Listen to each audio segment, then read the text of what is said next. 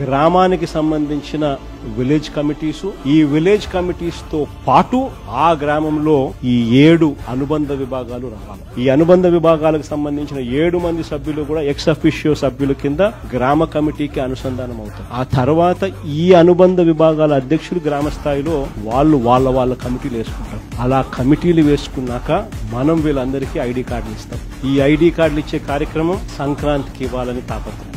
ఎప్పుడైతే ఈ ID card వాళ్ళ మెడలో ఉంటుందో దాని అర్థం వాళ్ళ డేటా నా దగ్గర ఉన్నట్టు, వాళ్ళను సాక్షాత్తు వైఎస్ఆర్సీపీ అధ్యక్షుడు గుర్తిస్తా ఉన్నట్టు. ఆ గుర్తింపు ఎప్పుడైతే ఆ గ్రామ స్థాయిలో ఉన్న వ్యక్తికి ఎప్పుడైతే వస్తుందో అప్పుడు ఈ రోజు పార్టీని లీడ్ చేసేది గ్రామ స్థాయిలో అనుబంధ విభాగాలకు సంబంధించిన ఈ అధ్యక్షులు లీడ్ చేయడమే కాకుండా రేపు పొద్దున మన గవర్నమెంట్ అధికారంలోకి వచ్చిన తర్వాత వాళ్ళను ముందర పెట్టి వాళ్లకు మంచి చేయడమే కాకుండా ప్రజలకు కూడా వాళ్ళ ద్వారా మంచి చేసే కార్యక్రమం కూడా జరుగుతుంది.